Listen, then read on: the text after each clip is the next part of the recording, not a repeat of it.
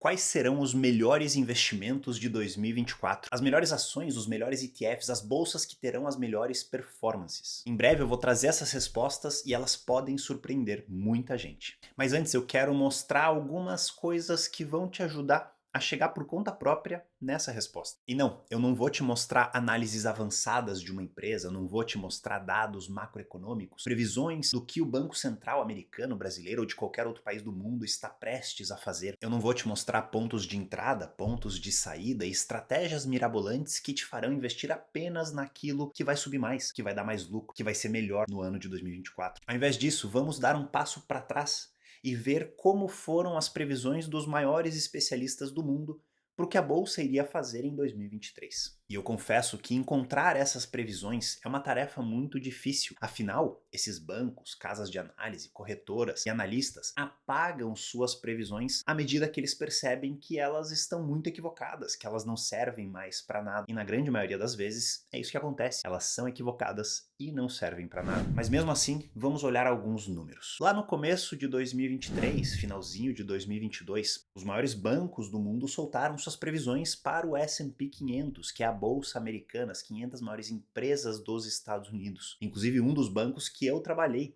quando eu era profissional no mercado financeiro. E essas grandes instituições previam que a bolsa ia cair 4% segundo Barclays, subir 1% segundo Morgan Stanley, subir 1% segundo o Citigroup, subir 4% segundo o Bank of America, que é o dono da Merrill Lynch, onde eu trabalhei, e o Goldman Sachs, subir 7% segundo o RBC, subir 9% segundo o JP Morgan e subir 12% segundo o Wells Fargo. E aí você me pergunta qual foi o resultado real da Bolsa Americana em 2023? Ela subiu mais do que 24%. Uma alta mais do que o dobro da previsão mais otimista dos maiores especialistas da Bolsa Americana. E aí você pode estar me perguntando, tá, mas isso foi uma análise da Bolsa em geral. E o que aconteceram com as análises de ações, de ativos, de empresas específicas? Vamos dar uma olhada em algumas delas. Esse gráfico pode parecer muito difícil de entender no começo, mas eu vou te falar exatamente onde olhar nele e o que você está olhando significa e você vai entender o que eu quero trazer aqui. Esse gráfico eu tirei de um relatório do CFRA, que é uma das instituições mais renomadas de pesquisa e análise de dados do mercado financeiro americano e global. E eu quero que vocês prestem atenção na linha laranja, que mal dá para ver em boa parte do gráfico porque ela está logo abaixo da linha preta, que é o preço da ação em questão. Essa linha laranja, ela mostra qual é a previsão dos analistas, dos especialistas, para o preço da ação dos próximos 12 meses. O que a gente conhece aqui nos Estados Unidos como 12-month Target Price. Esse gráfico que vocês estão vendo aqui é da produtora de microchips e semicondutores Nvidia, que foi uma das ações com a melhor performance do ano de 2023. E o primeiro ponto que eu quero que você perceba nesse gráfico é como essa linha laranja, essa previsão de preço para os próximos 12 meses, essas análises que eles fazem, são alteradas com muita constância, são alteradas o tempo inteiro. Lá no começo de 2021, o preço-alvo para os próximos 12 meses para a ação da Nvidia estava em 160 dólares. Ou seja, os maiores especialistas e analistas do mundo previam que a ação ia terminar o ano em 160 dólares. O preço que ela terminou, 295 dólares. Ah, mas foi um ano atípico, eles erraram feio, mas e aí, o próximo ano, qual era a previsão? A previsão desses especialistas para o final de 2022, lá no começo de 2022, é que a ação ia terminar em 340 dólares. Adivinha o preço que ela terminou? 146 dólares. Menos da metade do que eles previam. E aí, novamente, você deve falar, não, 2 anos seguidos que eles erraram, uma pena, mas no próximo ano eles vão acertar. Qual era a previsão deles para o final de 2023, no começo de 2023? A previsão era que as ações da Nvidia terminariam em 200 dólares. Qual foi o preço que elas terminaram há poucas semanas, no final de 2023? 495 dólares. Muito mais do que o dobro que eles previram. Pô, Daniel, mas você tá sacaneando, você tá pegando uma ação específica. Tudo bem, tudo bem. Vamos ver outro exemplo com a ação do Facebook, que se tornou Meta no final de 2021. Logo após a mudança de nome que aconteceu em outubro de 2021, o preço-alvo para o final de 2022, um ano depois, era de 350 dólares. Sabe qual preço a ação terminou nesse ano? $120, quase 3 vezes menos do que os especialistas previam. No ano seguinte, no começo de 2023, a previsão dos analistas é que no final de 2023 a ação terminasse em $120.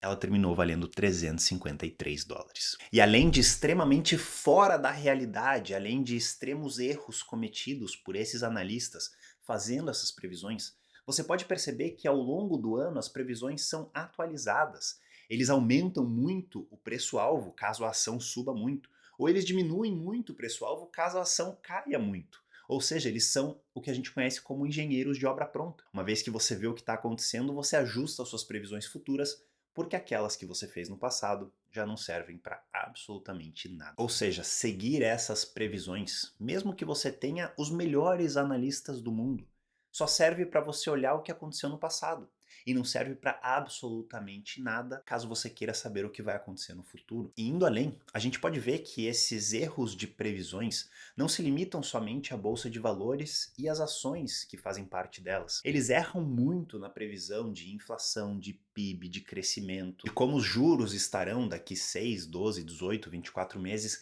e tantas outras métricas econômicas que muita gente faz questão de acompanhar, que muita gente faz questão de basear suas estratégias nessas previsões que sempre dão errado. Essas métricas são importantes para saber o que aconteceu, não o que deve acontecer no futuro. Então, depois de mostrar tudo isso para vocês, eu quero trazer a resposta de quais serão as melhores ações, ETFs e bolsas para 2024.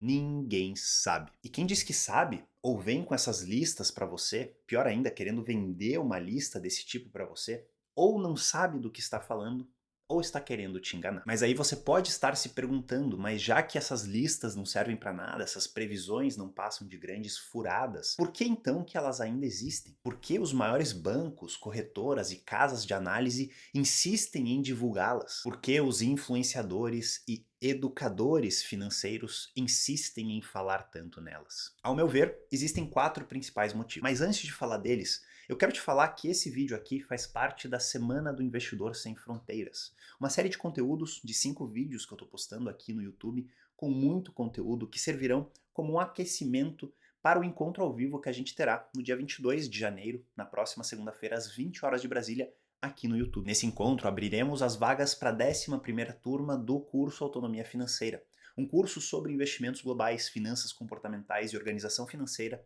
que será o último curso que você precisará fazer na sua vida, porque tudo que você precisa para investir para o resto da vida está dentro dele. Se você tem interesse em participar desse evento e estar na próxima turma da Autonomia, clica no link aqui embaixo e deixa suas informações na lista de espera que a gente vai entrar em contato. E voltando aos motivos do porquê as listas de previsões são tão divulgadas e faladas por aí, eu acredito que o primeiro motivo delas existirem é que existe demanda. Existem milhões de investidores por aí iludidos e dispostos a pagar, e muitas vezes pagar caro, por esse tipo de informação que não serve para nada. Pessoas interessadas no que o especialista tem a dizer, interessadas em previsões do mercado para o futuro, mesmo sabendo, ou não, em algumas vezes, que essas previsões não passam de grandes chutes e que na maioria das vezes são chutes errados. O segundo motivo para essas listas existirem são os conflitos de interesse. Vocês não têm ideia de como essas listas aumentam o lucro de bancos, corretoras, casas de análise e até mesmo influenciadores digitais. Pessoas que dependem da sua audiência, dependem da sua assinatura para aquele plano das melhores ações do mês, dependem daquele assessor que vai te ajudar a encontrar as melhores oportunidades para aquele período. A indústria financeira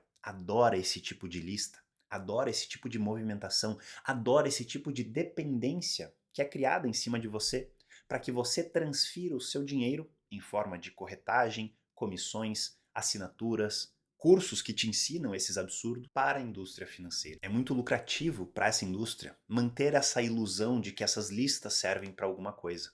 E o produto aqui são aqueles que não têm conhecimento, que dependem e que acompanham esse tipo de informação. Não seja essa pessoa. O terceiro motivo para a existência dessas listas é o que a gente conhece como viés da ilusão de controle. Eu acredito mesmo que algumas pessoas, alguns profissionais do mercado que divulgam, que criam essas listas, eles realmente acreditam que eles têm a capacidade dessa tal previsão. Ou porque eles ainda não têm experiência suficiente, eles ainda não quebraram a cara seguidas vezes fazendo previsões erradas, ou porque eles deram muita sorte nas previsões que eles fizeram no passado e eles acreditam, numa ilusão de controle, que eles saberão o que a bolsa, que é totalmente imprevisível no curto prazo, fará nos próximos meses. E o quarto e último motivo para essas listas existirem é o ego. Geralmente, quem trabalha no mercado financeiro tem um ego tão, mas tão inflado que é incapaz de falar um simples "eu não sei". Então, quando um cliente, um seguidor, um aluno pergunta o que a bolsa fará no próximo mês, quais são as melhores ações para esse ano, qual é a melhor bolsa para investir para os próximos 12 meses, a pessoa é incapaz de falar a verdade, que seria "eu não sei, eu não faço ideia" e ninguém sabe. Ao contrário, ela se ilude, ou ela ilude a pessoa que está perguntando, trazendo dados, estatísticas, análises super avançadas, coisas que a maioria das pessoas nem sequer entendem, para chegar a uma conclusão e dar uma resposta que é aquilo que aquelas pessoas perguntando estão esperando. E aí você pode estar se perguntando, beleza, já que a gente não sabe para onde as bolsas vão, não sabemos quais serão as melhores ações, como que a gente investe? Como que a gente sabe aonde colocar o nosso dinheiro? E a melhor resposta chama-se diversificação. Diversificação é a única forma de se proteger contra as incertezas do futuro. Com ela, você garante que você não está concentrando todo o seu patrimônio em um investimento que pode ir muito mal. E você garante também que dentro da sua carteira terão investimentos que irão muito bem e elevarão a performance de longo prazo da sua carteira. Alguns dizem que a diversificação no mercado financeiro é o único almoço grátis que existe. E eu digo que não é tão grátis assim, porque ao diversificar, você está se protegendo de diversos riscos e naturalmente a sua performance média vai ser menor do que aqueles que acertaram as melhores ações, que acertaram os melhores índices, os melhores setores, os melhores ETFs. Mas a questão que fica é, essas pessoas que acertaram tudo isso, acertaram por sorte ou por habilidade? E aí a gente pode ver performances passadas, o histórico dessas pessoas que acertaram, e geralmente elas não estão entre as que acertaram no passado e elas não continuam entre as que acertarão no futuro. Então sim, a gente pode concluir que boa parte dos que acertam por pura sorte. E um conselho que eu dou para vocês é: não construam um patrimônio, não construam um futuro financeiro da sua família, dos seus objetivos, daquilo que mais importa, baseando-se em sorte. Construam tudo isso numa estratégia responsável, numa estratégia baseada em estudos históricos, em estatística, em probabilidade. E muitas vezes quando eu falo isso, as pessoas se preocupam pensando que é muito complexo montar uma estratégia assim. É uma coisa que vai muito além do conhecimento que elas têm. Se você é leigo no mercado financeiro, você pode até se assustar quando eu te falo uma coisa dessas. Mas a verdade é que montar uma estratégia assim, muito bem diversificada, eficiente, com diferentes ativos, se protegendo dos diferentes riscos que enfrentaremos no futuro, é muito, mas muito mais simples do que você pensa. E é justamente isso que eu vou mostrar para vocês no dia 22, no nosso encontro ao vivo às 20 horas de Brasília aqui no YouTube. Lá eu vou contar para vocês como montar essa estratégia, como se proteger desses riscos, como garantir que dentro da sua carteira você terá os melhores ativos e as melhores empresas do mundo inteiro, sem gastar mais do que 10 minutos por mês. Então já marca aí no seu calendário, a gente tem um encontro próxima segunda-feira, dia 22, às 20 horas de Brasília. Se ficou qualquer dúvida sobre o que eu falei no vídeo de hoje, comenta aqui embaixo que eu vou te responder e a gente se vê no próximo vídeo.